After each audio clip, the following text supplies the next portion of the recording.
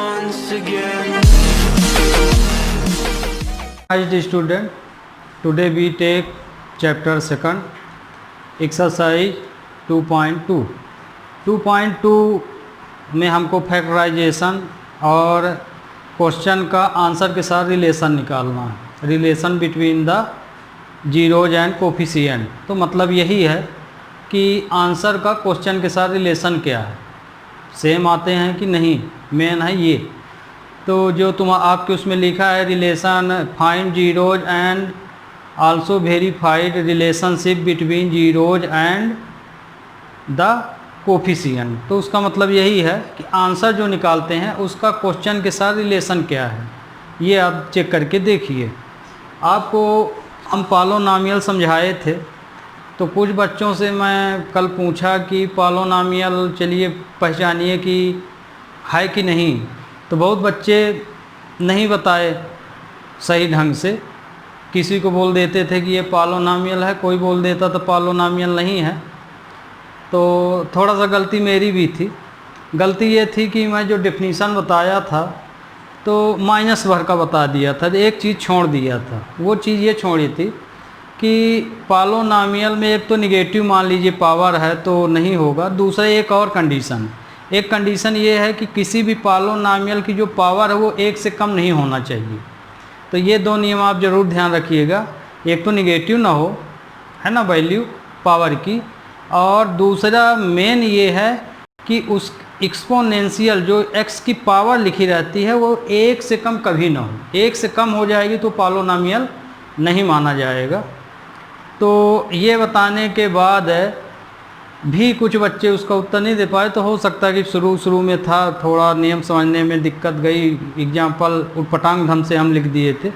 तो आज आपसे भी मैं पूछ रहा हूँ, है ना, यदि पॉलिनोमियल नहीं समझ पाए या कोई पूछ दिया तो बड़ी बेइज्जती होती है ना, आपकी भी होगी या जो पढ़ाने वाला उसकी भी होगी, मेरी भी होगी। तो इसलिए आप इसको थोड़ा ध्यान से रखिएगा, क्योंकि क्वेश्चन तो आप ऑलरेडी सॉल्व ही करेंगे, करा ही रहे हैं, लेकिन जो चीज़ हम लिख रहे हैं उसमें बहुत सारे क्वेश्चन भी निकलते हैं जिसे हम क्रॉस क्वेश्चन कहते हैं। तो जो डेफिनीशन बताते हैं उसको वास्तव में आप लोग अच्छे से उसको एग्जाम्पल समेत समझा कीजिए। मान लीजिए हम एक आध एग्जाम्पल दिए, आप कई तरह के एग्जाम्पल लेके उसको समझिए। तो पॉलिनोमियल की ये डेफिनीशन है कि उसकी जो पावर है वेरिएबल की वो एक से कम ना हो और दूसरा निगेटिव ना हो, बस इतना भर ध्यान रखिए। तो पॉलिनोमियल का उत्तर अब कोई किसी तरह पूछे बिल्कुल बन जाए। तो ये देखिए, हम आगे एक्सरसाइज शुरू करने से पहले थोड़ा पॉलिनोमियल ही आपसे पूछूंगा, बाकी यहाँ से हम शुरू करेंगे क्वेश्चन। ये तो नियम है, अभी इससे कोई मतलब नहीं। ये देखिए 1 2 3 4 5 क्वेश्चन लिए हैं। अब इन क्वेश्चनों को मैं बताना कि पॉलिनोमियल है कि नहीं, हालांकि ये 9th क्लास में था आपके पहचानने के लिए। तो ये देखिए, इसकी हाईएस्ट डिग्री 2 है ना, तो 2 में तो प्लस साइन लगा है, कुछ नहीं है, तो मतलब कि अब पावर 1 से बड़ी है, माने 1 से कम ना हो, बस ये ध्यान रखना। 1 से कम का मतलब कि फ्रैक्शन में नहीं होना चाहिए पावर। तो फ्रैक्शन में यदि हो गई तो ऑलरेडी वो 1 से कम हो जाएगी। अब आप कहेंगे कि अरे सर, जैसे मान लीजिए हम 5/2 लिख दिए तो कहाँ कम हुई है, तो ज़्यादा हुई 1 से, उसको भी अभी हम बताएंगे कैसे कम हुई। तो ये देखिए, ये तो 1 से ज़्यादा है इसकी पावर, इसलिए ये पॉलिनोमियल होगी, है ना, ये पॉलिनोमियल होगा। फिर ये समझ में आ गया होगा पॉलिनोमियल क्यों है, क्योंकि इसकी जो पावर है 1 से ज़्यादा है, इसकी पावर 1 से ज़्यादा है और निगेटिव भी नहीं है, इसलिए ये पॉलिनोमियल होगा। दूसरा देखिए, ये पॉलिनोमियल 1 से कम नहीं होना चाहिए। तो निगेटिव नंबर आप जानते हैं 1 से कम होता, जानते कि नहीं जानते हैं। तो ये देखिए, ये -2 लग गया यहाँ, तो मतलब कि वेरिएबल की पावर, यहाँ देखिए, ये नहीं देखिएगा कि हाईएस्ट डिग्री कितना, वो तो आपको इक्वेशन हम समझाए थे कि हाईएस्ट डिग्री हो तो उसके अनुसार आप इक्वेशन बताइए कि उसका नाम क्या होगा। हाईएस्ट डिग्री 2 है तो क्वाड्रेटिक बोल देंगे, 3 है तो क्यूबिक बोल देंगे। यहाँ आपको हम पॉलिनोमियल पहचानवा रहे हैं, तो आपको हर वेरिएबल की पावर देखना पड़ेगा। तो ये देखिए, x की पावर 3 है, ये तो ठीक है, 1 से बड़ा है, फिर ये देखिए x की पावर माइनस में आ गई है, मतलब ये पॉलिनोमियल नहीं होगा, क्योंकि कहीं भी यदि ऐसी वैल्यू आ जाए तो पॉलिनोमियल नहीं माना जाता है ना, ये समझ गए होंगे। दूसरा ये देखिए x की पावर 3 x पावर 1/2, तो 1/2 1 से कम होता है, ये आपको पता है। तो 1/2 जो है 1 से कम है, इसलिए ये भी पॉलिनोमियल नहीं होगा। तो मतलब कि ये वाला नहीं होगा पॉलिनोमियल, ये होगा, ये नहीं होगा क्योंकि निगेटिव है वैल्यू। अब ये वाला, ये भी पॉलिनोमियल नहीं होगा, क्यों? क्योंकि x जो है रूट के अंदर है। तो बहुत बच्चे इसको यही पूछो तो यही बोल देते हैं, तो इसको हम गलत कर देते हैं। आप रूट क्यों बोल रहे हैं? रूट का मतलब यहाँ पे है a1/2। ये जो हम लोग रूट लगाते हैं इसका मतलब होता है 1/2। कितना मतलब होता है? इसको हम सर्ड बोलते हैं। क्या बोलते हैं? सर्ड। तो इसको रूट भर हम बोलते हैं। ये वैल्यू हम लोग नहीं लिखते। ये देखिए इसका वास्तव में मतलब ये होता है, यदि ये सिंबल लगा है तो इसका मतलब है कि इसके ऊपर ये 2 लगा। तो चूंकि ये हम लोग स्टैंडर्ड फॉर्म पढ़ते हैं इसलिए 2 को छोड़ देते हैं। जैसे किसी नंबर पहले कुछ नहीं लिखा तो 1 मानते हैं, इसीलिए स्क्वायर बोलते हैं, स्क्वायर रूट बोलते हैं। ध्यान कीजिए, इसका मतलब समझिए, स्क्वायर रूट। स्क्वायर का मतलब क्या होता है? x स्क्वायर माने 2। तो इसको भी हम क्या बोलते हैं? Square root. तो मतलब कि 2 का ही एक पेयर बाहर निकले, इसका मतलब ये है। तो ये 2 हम लोग नहीं लगाते हैं, बस इतना लिखते हैं। बस स्क्वायर रूट बोल दिए तो मतलब कि जब हम फैक्टराइज करते हैं तो 2 का एक पेयर बाहर निकाल लेते हैं। तो ये स्क्वायर, तो ये इसका मतलब ये होता है। अब जब इसके अंदर की कोई वैल्यू को आप यदि एक्सपोनेंशियल में चेंज करते हैं तो यही नंबर फ्रैक्शन में लिख देते हैं इस तरह से। तो समझ में आ गया होगा। अब जैसे मान लीजिए हम इस तरह से लिख दें 3x, तो इसका मतलब ये हुआ कि ये सर्ड 3 है। ये देखिए ये वाला सर्ड 2 है जिसको हम स्क्वायर रूट बोलते हैं, ये है सर्ड 3 है ना। तो सर्ड 3 को सर्ड 3 ही बोलेंगे। तो इसको यदि हम एक्सपोनेंशियल में बदलेंगे तो हमेशा 1/3 लिखेंगे। और इसका मतलब ये हुआ कि इसके अंदर से 3 का ही एक पेयर निकलेगा। सर्ड 3 का मतलब क्या है? कि इसके अंदर से 3 का ही एक पेयर निकलेगा। जैसे एग्जांपल देख लीजिए, इसका भी देख लीजिए, इसका भी। जैसे मान लीजिए ये 8 है और ये भी 8 है। अब इसका हमें स्क्वायर रूट सर्ड 2 फाइंड करना है और सर्ड 3 फाइंड करना है।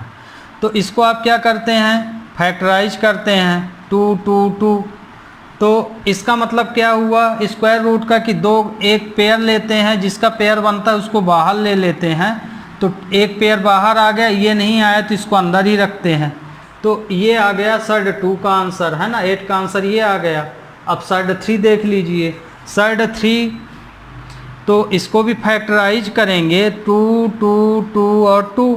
तो इसका मतलब क्या हुआ कि जो हम फैक्टराइज किए हैं सर्ड के अंदर जो एलिमेंट है उसका हम जो फैक्टराइज किए हैं तो उसमें 3 का ही एक पेयर निकलेगा। तो मतलब कि 3 का एक पेयर बन गया, तो मतलब इसका आंसर 2 आएगा। मान लीजिए ना बनता तो फिर आंसर तुम्हारा वही रहता, उसके अंदर ही रहता है ना, बाहर नहीं आता। तो इसका मतलब ये होता। मान लीजिए इसी तरह सिमिलर 4 है तो 4 का एक पेयर निकलेगा, 5 है तो 5 का एक पेयर निकलेगा, 1000 है तो 1000 का एक पेयर निकलेगा। तो ये मतलब अब आप समझ गए होंगे। तो ये वाली वैल्यू 1/2 है, ठीक। तो ये भी वैल्यू कितनी है? इसको हम एक्सपोनेंशियल में क्या लिखेंगे? 1/2 लिखेंगे। तो मतलब ये वैल्यू जो है सेम है, चाहे इस तरह लिखे चाहे इस तरह से। तो ये भी पॉलिनोमियल्स नहीं होगा। ये वाला देखिए, ये भी पॉलिनोमियल्स नहीं होगा क्योंकि इसकी जो पावर है 1 से कम है। अब आप बोलेंगे कि कहाँ कम है, यहाँ तो ज़्यादा आ रही है, कहीं भी कम हमको नहीं दिख रही है। तो ये देखिए इसकी पावर 1 से कम है। अब कैसे है? क्योंकि इसका जब आप डिवाइड करेंगे तो 1.5 आएगा आंसर, 1.5। तो ये देखिए यदि इसको आप लिखेंगे, इसी नंबर को हम यहाँ मिटा देते हैं, इसको ये देखिए जब आप इस नंबर को x² प्लस x की पावर 3/2 प्लस x प्लस 6 है ना, तो x², इसको आप क्या लिखेंगे? मिक्स नंबर में यदि इसको लिखेंगे तो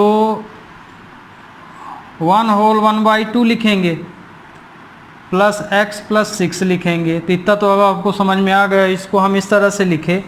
अब इसको हम इस तरह भी लिख सकते हैं x1 इंटू x1/2 है ना, क्योंकि पावर में प्लस जुड़ जाती है। तो इनको आप प्लस करेंगे तो क्या होगा, यही आंसर आएगा 3/2। तो ध्यान रखिएगा मिक्स नंबर में इस नंबर को आप इस तरह भी लिख सकते हैं, दोनों सेम हैं। बहुत बच्चों को ये नहीं पता है, आपको फिर हम बता देते हैं। मिक्स नंबर आप कोई भी लिखिए, ये वैल्यू इसी के बराबर होगी। यहाँ आप प्लस लगा सकते हैं। ये अब इसको सॉल्व करके देख लीजिए, 3 2 जा 6 7/3। इसको भी एलसीएम लेके देख लीजिए, 6 1 7/3। तो ध्यान रखिए मिक्स और फ्रैक्शन के बीच हमेशा प्लस साइन भी लगा सकते हैं। तो आ गए समझ में। तो हम इसको अलग अलग लिख सकते हैं, तो इस तरह से लिख सकते हैं। तो इसमें पावर क्या हो जाएगी, प्लस हो जाएगी। तो देखिए ये पावर क्या हो गई 1/2, माने एक से कम। तो कोई भी यदि पॉलिनोमियल लिखा हो पूरी लाइन में कहीं भी, यदि आप किसी भी वेरिएबल के ऊपर यदि पावर एक से कम आ रही है तो मान लीजिए वो पॉलिनोमियल नहीं होगा। तो पॉलिनोमियल आपको इसलिए बताए क्योंकि आप लोग 9 से अब 10th में पहुंच गए हैं। पॉलिनोमियल खूब पढ़े थे, लेकिन कल कुछ बच्चों से पूछे तो उसका जवाब सही नहीं दे पाए, तो इसलिए हम आगे आज इसी को बता दिए। अब देखिए आते हैं क्वेश्चन पे। तो क्वेश्चन में अब आपको क्या करना पड़ेगा, फैक्टराइज। तो जैसे ये क्वेश्चन दिया है तो आगे हमें कांस्टेंट, ध्यान रखिएगा कि जो भी क्वाड्रेटिक इक्वेशन दिया जाए उसे आगे आप पावर की डिसेंडिंग ऑर्डर में लिखिए। पावर की डिसेंडिंग ऑर्डर का मतलब ये कि आगे सबसे बड़ी पावर वाली वैल्यू, फिर उससे छोटी वाली, और लास्ट में ही कांस्टेंट नंबर होना चाहिए। फिर इसमें फैक्टराइज करते हैं तो क्या करते हैं, जैसे ये देखिए यही स्टैंडर्ड क्वेश्चन है। तो आगे कांस्टेंट का x² के कोफिशिएंट के साथ हम मल्टीप्लाई करते हैं। क्या करते हैं, कांस्टेंट नंबर का x² के कोफिशिएंट के साथ हम मल्टीप्लाई करते हैं। तो जैसे ये 8 है, 8 में 1 का हम वो कुछ नहीं तो 1, तो इसका मल्टीप्लाई किए तो 8 आया। ठीक, अब इस 8 को 2 भागों में स्प्लिट करेंगे, माने तोड़ेंगे। तो जब 2 भागों में इसको तोड़ेंगे तो हमको आंसर कितना चाहिए, -2 चाहिए। कितना चाहिए, -2। तो इसको इस तरह से फैक्टराइज करेंगे कि हमको -2 मिल जाए। तो जैसे 4 2 जा, तो अब यहीं पे आप गेस करके देख लीजिए कि इनमें प्लस करके भी देखिए, माइनस करके भी देखिए। तो जैसे 4 और 2 को हम प्लस करेंगे तो कितना आएगा, 6 आएगा। तो इसमें आप 4 कंडीशन बनाइए, 4 + 2 6 है ना। जब आप फैक्टराइज कर लीजिए तो उसकी आप 4 कंडीशन बना लीजिए। जिसको सीधे बनता है वो कर ले, जिसको नहीं समझ में आ रहा फैक्टराइज कर लेता है, साइन मिस्टेक हो रहा, तो उसके लिए ज़रूरी है कि हम यहाँ जो बता रहे हैं उसकी 4 कंडीशन बना ले। तो जैसे आगे इन दोनों को प्लस कर दे, ये कर दिए, फिर इन्हीं दोनों को आपस में माइनस कर दे। तो माइनस करोगे तो क्या आएगा, 2 आएगा। जो ग्रेटर हो उसका साइन भी रखना है। फिर यही साइन एक यहाँ लीजिए, इसको प्लस लीजिए, तो आंसर क्या आएगा, इसको नहीं बता, नंबर वहीं रखना है, ध्यान रखना, -2 आएगा। फिर इसमें दोनों माइनस ले लीजिए तो -6 आएगा। ये देखिए, तो ये 4 कंडीशन आप बनाइए, इन्हीं 4 कंडीशन में एक आंसर रहेगा। तो ये देखिए हमको -2 चाहिए, तो -2 किस लाइन में आया है, इसमें आया है। तो मतलब ये 4x हो गया, ये 2x, ये। तो इसमें देखिए हमको -2x के स्थान पे क्या रख देना है, ये वाली वैल्यू रख देना है। तो इसमें आप साइन का मल्टीप्लाई करने से बच जाएंगे, सीधा सीधा उत्तर आ गया। -2x की जगह आप क्या रखेंगे, -4x + 2x। तो अब यहाँ पे हम x² -4x + 2x, ये नहीं बदलेंगे, फर्स्ट और थर्ड वही रहेंगे। 8, ये 2, ये आपका स्प्लिट हो गया 2 भाग में। ओके, इतने के बाद हमको यहाँ एक पेयर ले लेना है। पेयर में से कॉमन निकाल लीजिए, x कॉमन है तो x - 4 इसमें 2 कॉमन है तो x माइनस 4 आया। अब x माइनस 4 को फिर से कॉमन ले लीजिए, तो x माइनस 4 जब हम फिर से कॉमन लिए तो इसमें x बचा और इसमें ये बचा, तो x प्लस 2 इक्वल टू 0। ये आपका फैक्टराइज हो गया। ओके, अब इसमें इतना तो आप 9th में पढ़े हैं। अब क्या करेंगे, फैक्टराइज के बाद इन्हीं दोनों फैक्टरों को 0 के साथ अलग अलग लिख लेंगे। जैसे इसको भी 0 के साथ अलग लिखेंगे, इसको भी, तो x minus 4 equal to 0 and x plus 2 equal to 0। तो x इक्वल टू आया 4 और x इक्वल टू आया -2। ये आपका आंसर आया है ना। अब इन्हीं आंसरों को हम जीरोज कहते हैं, इन्हीं आंसरों को जीरोज। तो जीरोज, ये वाली वैल्यू जो अल्फ़ा बीटा लिखी, इनको जीरोज कहते हैं और ये क्वेश्चन का नंबर है। तो यहाँ पे जो 2 उत्तर निकले हैं, एक को आप अल्फ़ा सपोज कर लीजिए, एक को बीटा। तो ये देखिए, लेट अल्फ़ा इक्वल टू 4 और बीटा इक्वल टू -2 मान लिए। अब रिलेशन बताना है, रिलेशन बिटवीन जीरोज।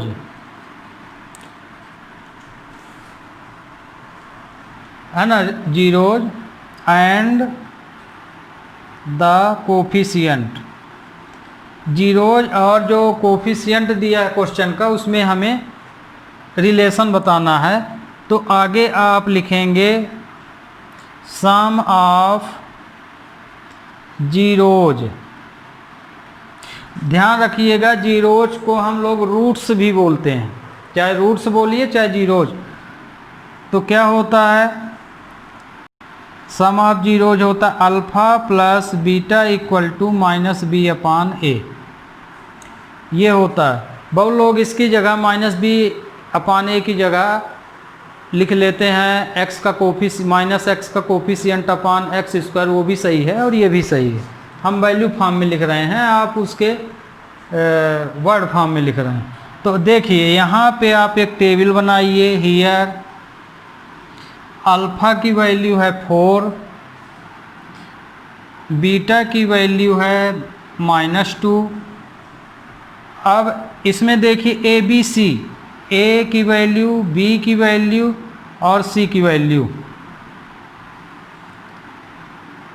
ये तो इसमें देखिए अल्फ़ा बीटा, तो आंसर को हम सपोज कर लिए, 2 आंसर आएंगे, तो एक को आप अल्फ़ा मान लीजिए, एक को बीटा।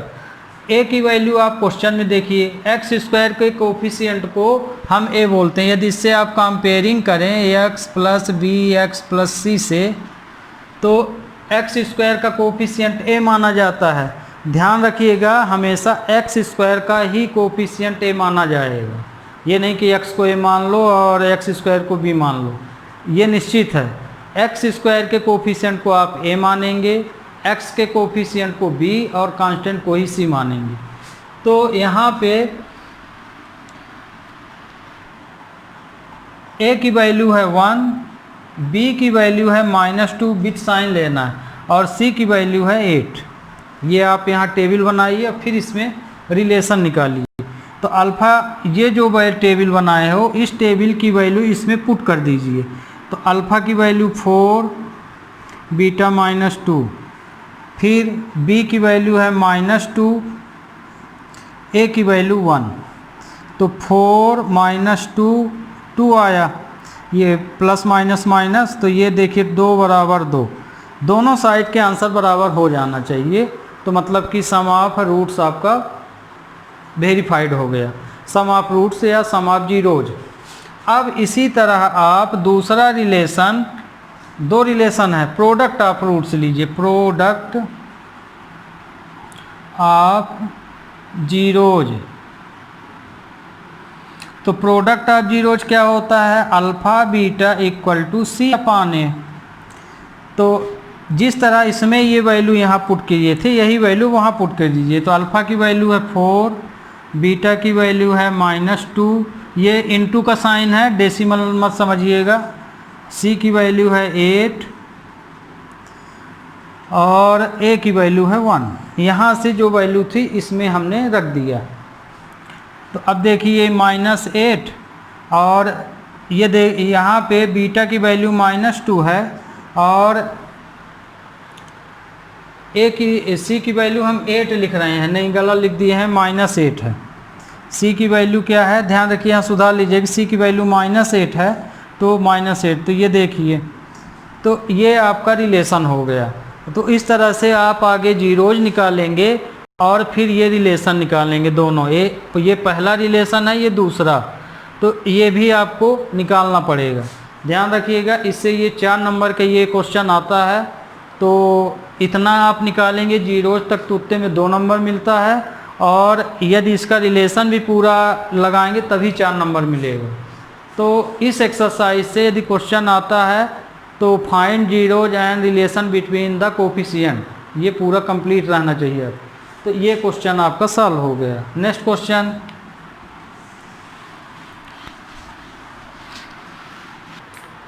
ये देखिए नेक्स्ट क्वेश्चन। नेक्स्ट क्वेश्चन में ये क्वेश्चन है 4s² - 4s + 1। तो आगे इसको फैक्टराइज करेंगे तो क्या करेंगे, कांस्टेंट का x² के कोफिशिएंट के साथ मल्टीप्लाई, x² का कोफिशिएंट बोल रहे हैं तो x की जगह ज़रूरी नहीं कि x लिखा हो, वहाँ y भी हो सकता है, x भी हो सकता है, s भी हो सकता है, p भी हो सकता है। तो x² का कोफिशिएंट ये है, तो मतलब कि आगे आप इस नंबर का इससे मल्टीप्लाई कीजिए, तो 4 का 1 में मल्टीप्लाई करेंगे तो 4 ही आएगा। अब 4 का फैक्टराइज करना है ना, समझ में आ गया।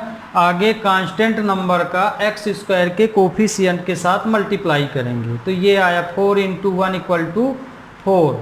अब इसका फैक्टराइज करें तो हमको कितना मिलना चाहिए, -4, तो 2 × 2 = 4, ये आया, इतना आया। हमें जितने में ये वैल्यू मिल जाए उतना ही इसको फैक्टर करना, ये नहीं कि आप पूरा फैक्टर करते बैठ जाएं। जितने में हमें ये वैल्यू मिल जाए उतना ही फैक्टराइज करना। अब इसकी हम क्या बताए हैं, जिनको नहीं समझ में आया तो 4 कंडीशन बना लीजिए।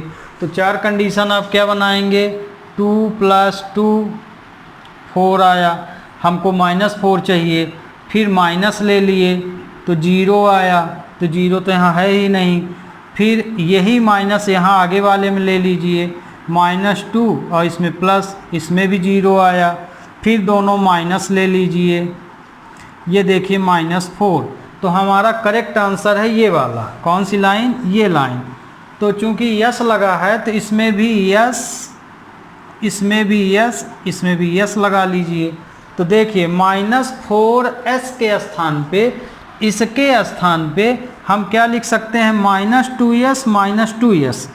तो ध्यान रखिएगा ये बिल्कुल सीधा आंसर है आपका, ना तो साइन का मल्टीप्लाई करना, कुछ नहीं करना है, आप सीधे -4s के स्थान, माने 4s को पूरा हटा के, इसको पूरे को हटा के ये वाली वैल्यू लिख देना है, -2s -2s। तो ये हो जाएगा 4s² - 2s -2s + 1।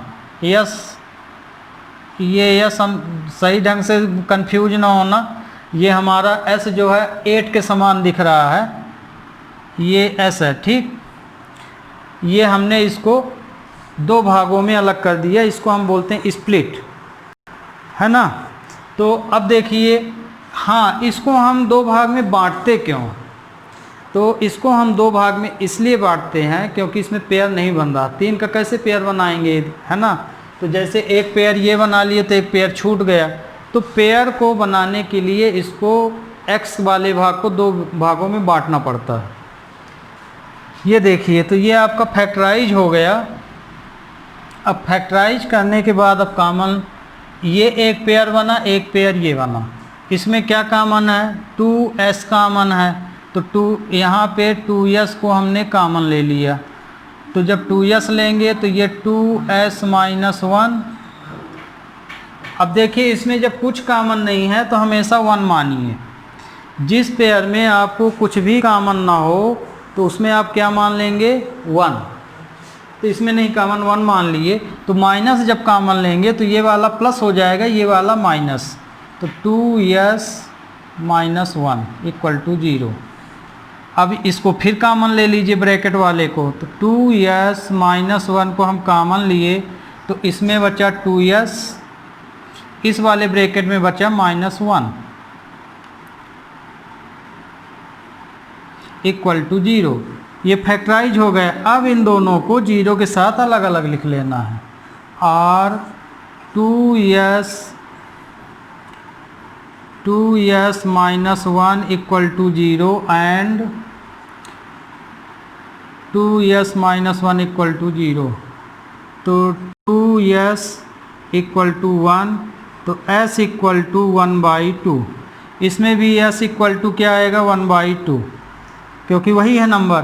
तो अब इनको जीरो में रिलेशन भी बताना है, तो यही आंसरों को, एक को अल्फ़ा मान लीजिए, एक को बीटा।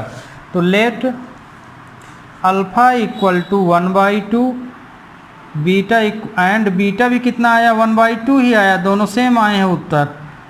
अब इसका रिलेशन बता दीजिए। रिलेशन बिटवीन जीरोज एंड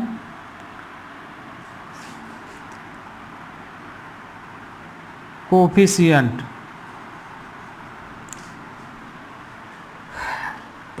तो सम ऑफ जीरोज, अब इनका जो रिलेशन बता रहे हैं, तो एक बार सम ऑफ जीरोज, एक बार प्रोडक्ट ऑफ जीरोज। तो सम ऑफ जीरोज क्या है, alpha plus beta equal to minus b/a। List भी बना लीजिए। तो यहाँ alpha beta a b c, alpha की वैल्यू 1/2, इसकी भी वैल्यू 1/2। a की वैल्यू यहाँ से देखिए, x² का कोफिशिएंट ये है 4, फिर x का कोफिशिएंट -4 और कांस्टेंट है 1। इन वैल्यूओं को यहाँ पुट कर देना। वैल्यू तो पूरी लिख लिए, बस रखना भरा है आपको। तो 1/2 प्लस 1/2 माइनस b की वैल्यू है -4 और a की वैल्यू है 4। तो ये देखिए LCM लिए तो 2 आया, तो 1 + 1 और ये 4/4। तो इसका आंसर क्या आएगा, हाँ इसका आंसर हम यहाँ लिखे दे रहे हैं 2/2 इक्वल टू 4/4। ध्यान रखिए रिलेशन हमेशा इक्वल आना चाहिए। नहीं आ रहा इक्वल तो मतलब कहीं ना कहीं आपका क्वेश्चन में गलत। जो हम रिलेशन लगा रहे हैं तो ध्यान रखना कि दोनों साइड, लेफ्ट और राइट हैंड साइड, दोनों ही की वैल्यू बराबर होनी चाहिए। यदि बराबर नहीं हो रही है तो आप अपने क्वेश्चन को फिर चेक कीजिए, कहीं ना कहीं आप मिस्टेक कर रहे हैं। इसका मतलब ये हुआ। तो ये देखिए 1 आया और ये भी 1 आया, तो दोनों साइड 1 1 आ गया, लेफ्ट भी 1 राइट भी 1। तो ये सम ऑफ जीरोज हो गया। अब प्रोडक्ट आप निकाल लीजिए, product of zeros. Product of zeros का फार्मूला क्या होता है, alpha beta equal to c/a। यहाँ से वैल्यू देख लीजिए, 1/2 इंटू 1/2, इन दोनों के बीच इंटू है, ये इंटू का साइन है। c की वैल्यू है 1 और a की वैल्यू है 4, तो 1/4 इक्वल टू 1/4। तो ये आपका रिलेशन हो गया। और ये जीरोज, तो इसमें जो हम x की वैल्यू फाइंड करते हैं उसी को जीरोज बोलते हैं या कि रूट्स बोलते हैं। ओके,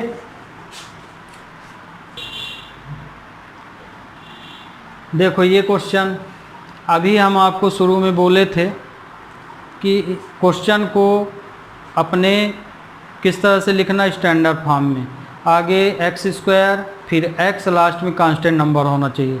ज़रूरी नहीं कि आपको सीधा सीधा क्वेश्चन परीक्षा में भी मिले, इस तरह भी हो सकता है। तो इसको आप एडजस्ट करके सही लिखिए। तो इसको आप लिख सकते हैं 6x² - 7x - 3। ध्यान रखिएगा इसी आर्डर में आपको क्वेश्चन को लिखना है, इस आर्डर में। आगे सबसे बड़ी पावर, फिर x, लास्ट में कांस्टेंट नंबर। तो इस आर्डर में क्वेश्चन होना चाहिए। चाहे क्वेश्चन किसी भी तरह वो लिख के दे, आपको इस आर्डर में बना लेना है। और यदि पहले से दिया तो कोई बात नहीं, आप क्या करेंगे, इसका इसमें इनटू करेंगे तो कितना आया 18 है ना, 3 का 6 में। अब 18 को हम किस में तोड़ेंगे, -7 में, मतलब कि ऐसा तोड़ें कि -7 मिले। तो 9 2 जा, 2 कंडीशन बना लीजिए, 11 आया, फिर माइनस करके देखिए 7 आया, फिर ये ही माइनस यहाँ लगाइए, 9 + 2 -7, फिर दोनों में माइनस लगाइए -11। अब इन 4 कंडीशन में एक आपका आंसर छुपा हुआ है ना। हमको चाहिए -7x, इतना चाहिए। तो ये देखिए -7 इसमें आया है, तो मतलब x फॉर्म में है, तो ये x हो गए, ये भी x, ये भी x। तो -7x के स्थान पे हम क्या लिखेंगे, -9x + 2x। तो इसको रिप्लेस करके -9x + 2x -3 = 0। अब इन दो पेयरों से कॉमन ले लीजिए। पहले पेयर में क्या कॉमन है, 3, तो 3 2 जा 6, 2x -3 आया। इसमें कुछ भी कॉमन नहीं मिल रहा है इन दोनों में, तो हम क्या बताएं, हमेशा 1 कॉमन मान के चलिए। तो 2x -3, जब प्लस साइन लेंगे तो ये साइन नहीं चेंज होंगे, यही रहेंगे। ओके, अब ये फैक्टराइज जिसे किए हैं उसे बाहर निकाल लीजिए। तो 2x -3 फिर से कॉमन है तो बाहर निकाल लिए, तो इसमें ये 3x बचा और इसमें क्या बचा 1 = 0। अब क्या करेंगे, इन दोनों को 0 के साथ अलग अलग लिख लेंगे। तो 2x -3 = 0 एंड 3x + 1 = 0। तो 2x = 3, तो x = 3/2, 3x = -1, तो x = -1/3। ये आपका आंसर आ गया। अब इसी में ये एक को अल्फ़ा मान लीजिए, एक को बीटा। Late alpha = 3/2, beta = -1/3। तो ये आपका आंसर हो गया। ध्यान रखिएगा, यदि आंसर पर बोला फाइंड 0 तो आपको अल्फ़ा बीटा नहीं लेना है, सिर्फ रिलेशन में लेना है। अब इसका रिलेशन निकाल लीजिए, relation between zeros and the coefficient, इसके बीच। तो अब पहला है अल्फ़ा + बीटा = -b/a, है ना। अभी तक देखिए हम सम ऑफ रूट्स या जीरो लिख के आपको बताते थे। ध्यान रखिए, यदि आपको नहीं भी याद है, इतना भी लिख दिए हैं तो इसका मतलब ही है सम ऑफ रूट्स या सम ऑफ जीरोज। ज़रूरी नहीं कि आप सम ऑफ जीरो लिखें, नहीं भी लिखेंगे। ये पहला रिलेशन है अल्फ़ा + बीटा, तो इसका मतलब ही है सम ऑफ जीरोज। क्यों है, क्योंकि देखिए इसको हम क्या बोलते हैं, जीरोज, और बीच में क्या है प्लस, तो इसका मतलब क्या होता है सम ऑफ जीरोज। तो आप सम ऑफ जीरोज चाहे लिखें चाहे ना लिखें, ये लिख दें तो भी, इसीलिए आपको हम इस बार इस तरह से किए हैं, वो नहीं लिखे हैं माने वर्ड मैथमेटिकल लिख दिए हैं। अब यहाँ पे देखिए अल्फ़ा की वैल्यू, बीटा की value a b c। Alpha की वैल्यू है 3/2, 1/3, a की वैल्यू एक, यहाँ से देखिएगा क्वेश्चन यहाँ से सुधरा। यहाँ से देखिए, यदि आप ऑर्डर में ना लगाते तो इसको a मानते, इसको b मानते, इसको c, तो पूरा गलत हो जाता। क्वेश्चन जमाने के बाद a b c लेना है। तो a की वैल्यू 6, b की वैल्यू -7 और 3 की वैल्यू ये, इसमें पुट कर दीजिए। तो 3/2 + -1/3, माइनस में है तो माइनस में, -b की वैल्यू है -7, a की वैल्यू है 6। तो 3/2 -1/3 -7/6, माइनस प्लस माइनस हो गया। इसको एलसीएम लेंगे तब सॉल्व होगा। तो 6 एलसीएम, तो ये आया 9 और ये 2, -7/6। तो ये आया आपका, यहाँ देखिए गलत कर दिए। b की वैल्यू क्या है -7, हम क्या लिखे हैं, सिर्फ 7 लिखे हैं, ये माइनस रहेगा तो ये प्लस हो जाएगा। तो ये 7/6, 7/6 आ गया। अब दूसरा केस ले लीजिए। दूसरा केस क्या है, अल्फ़ा बीटा = c/a, इसमें रख दीजिए यही चीज़। तो 3/2 इंटू -1/3, c की वैल्यू है -3 और a की वैल्यू है 6। तो ये देखिए -3/6 -3/6 है ना। अब इसको कट करेंगे तो कितना आएगा, यही वैल्यू आ जाएगी 1/2 इक्वल टू 1/2। तो ये आपका आंसर हुआ। ओके स्टूडेंट, तो आज के लिए इतना ही, बाकी अगले उसमें हम ये आपकी एक्सरसाइज ख़त्म कर देंगे। और एक्सरसाइज 2.2 आज आप कितनी है, कल और अगले नेक्स्ट लेक्चर में बाकी हम बता देंगे। आज के लिए स्टूडेंट इतना ही। Have a nice day. Thank you.